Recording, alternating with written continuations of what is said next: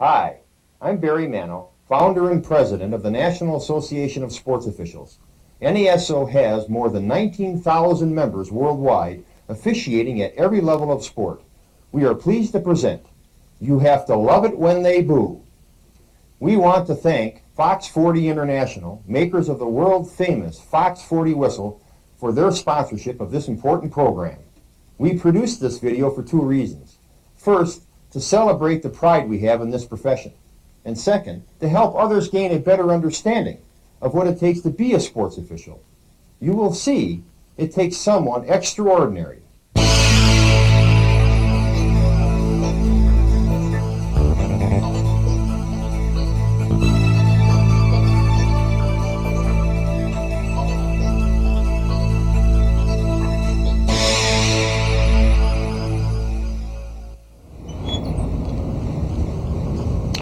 Hi, I'm Jim Tunney. For 31 years, I officiated in the National Football League and had the privilege of refereeing 3 Super Bowls. Stepping from this locker room gives me a feeling of excitement and butterflies that's hard to describe. It was part of the enjoyment I always got from officiating. The adrenaline flows because you know so much is riding on your performance. Just like the athletes, you have a job to do, and you want to do it well.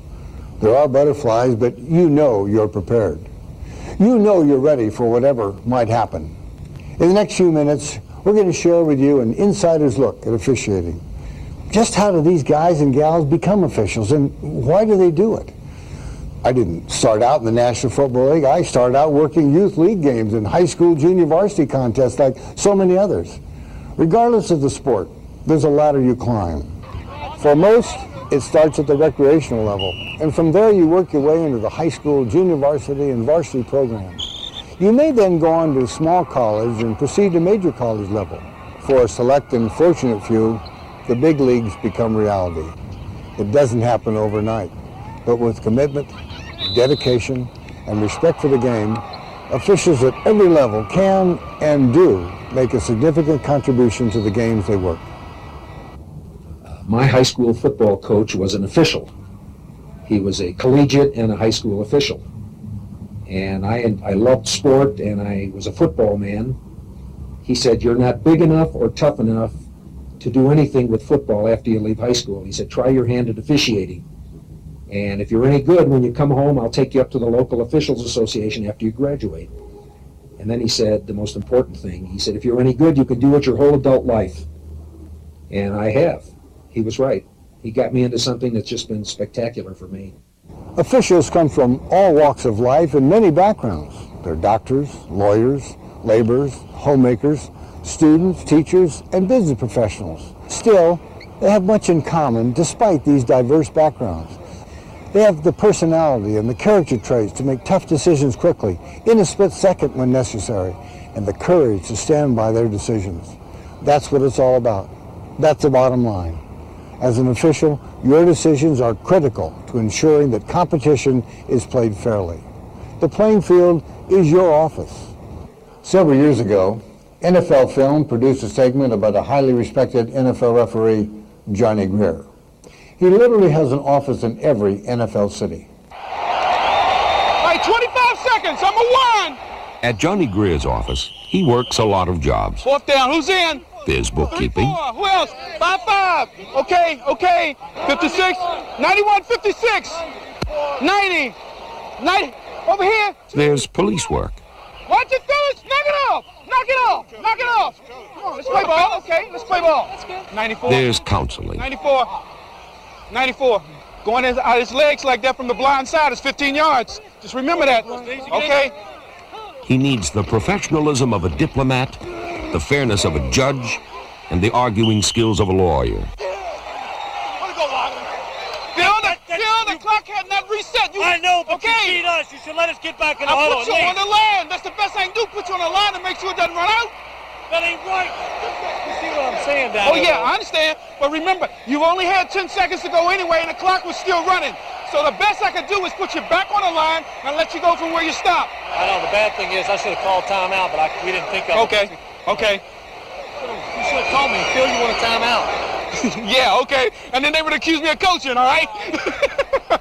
No matter the level, no matter the sport, When you step on the field or court, you're in charge. But it's not with a show of arrogance. It's with controlled confidence. It's pride in the private knowledge that you know yourself and your abilities. Officiating is one of the greatest teachers of self-confidence, judgment, and accountability. Sports officials are dedicated. They have a commitment to not only learn the rules, but to understand how to apply them fairly and without bias. They also must have a sense of humor. After all, it is just a game. It's all part of keeping everything in perspective. That, in part, is what makes officiating fun. When one of my friends is a high school coach here locally, and we were talking about joining a health club, and she goes, "Why join a health club? They need umpires for fast pitch softball." And I said, "You're kidding." So I said, "Sure, why not? I've never done it before." And once I did it, I got hooked. It's like a team. We are a team out on the ball field. We are a family because we spend so much time together. There's a shortage of umpires, and there's definitely a shortage of female umpires. It pumps you up. It makes you excited. It makes me have fun because this is my recreation. It's an avocation, but it's my recreation. And it just makes me strive to do a real good job. Courage. It's not a word you'd think is part of the officiating vocabulary, but believe me, if you don't have courage to stand up and make the right call, you won't last long. If you don't have the courage to admit at times you made a mistake, you won't be respected. Every decision you make might be questioned by someone, but no one sees things the same, and it's your perspective that counts. It's your understanding of the game, the rules, and how to interpret the rules that counts. You can never know too much. You've got to always be learning. You're always learning. This is a learning game. You never know everything. There's situations that have happened that you'll never, well, you'll probably come into them at some point in time, especially at the lower level. Tough? You bet. Fun? Even better. At all levels, the men and women officiating today are professionals. They study rules, learn mechanics, buy the necessary equipment, uniforms, and apparel needed to perform their job, and then they go out there every day knowing that they are role models. Role models, you ask? You bet. Officials represent respect, integrity, authority, and honesty in our games today. The official must be above reproach. That's not only being the most skillful official you can be, but being the best person you can be. I don't know of any other avocation or profession that could have challenged me more as an individual. Every day when I worked a game, my ability to be fair, just, and completely impartial came into play. I enjoyed this challenge and I accepted it every single game. I walked away knowing that each day I worked as hard as I could to fulfill my potential. I think it's the passion and the love that I have for the game, the excitement, the attitude that says you give it your best regardless of whether it's the 9th and the 10th team in the country or the 2 teams playing for the national championship. Those kids are all out there giving it 100%. And it's something that's inherent in all of us. We do that. We give it that 100%. It's not the game, the quote-unquote the game. Every game is a big game, and you have to treat it as such. So for me, I get excited about just being out there and being part of such a game that is so great. Integrity, good judgment, honesty, courage, accountability. You develop those skills growing up from childhood, and you have to apply them full measure in officiating. Being a good official means many things. It means having all the characteristics we've discussed. Plus, it means being informed. It means knowing proper officiating mechanics and how to be a good communicator. It means being involved in local officiating programs and supporting both local and national organizations that are working to improve officiating standards. It also means knowing yourself, knowing your limitations, knowing your abilities, knowing where you want to go, knowing how to get there, and knowing what resources are there to help. It also means being a resource yourself.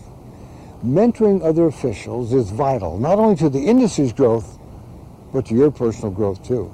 You know, a lot of people see you on the big TV games and they think, gosh, this guy, he must really have the rules down and the mechanics down, but you know, it's a growing process. It's years and years and years to get to that level. But if you don't stay with the program and continue to learn, gosh, you'd just be lost. Sports officials strive to meet challenges that are as old as the game themselves. The challenge of improving one's mental and physical skills. The challenge of managing the entire game experience, of causing order to be brought out of potential chaos. The challenge of balancing the intent of the rules with the spirit of the game. I challenged everyone on our crew, every game, to do the best job we could do. We didn't always know what the teams were going to do, but we knew the guys in the striped shirts, the third team, were going to be the best team on the field. First down. Chuck, that's the way to be thinking. Nice going.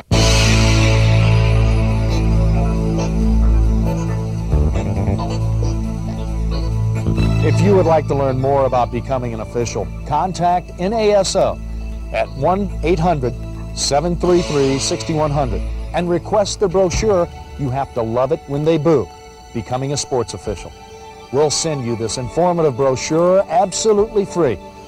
Once again, on behalf of the National Association of Sports Officials and Fox 40 International, makers of the Fox 40 whistle, thank you for watching.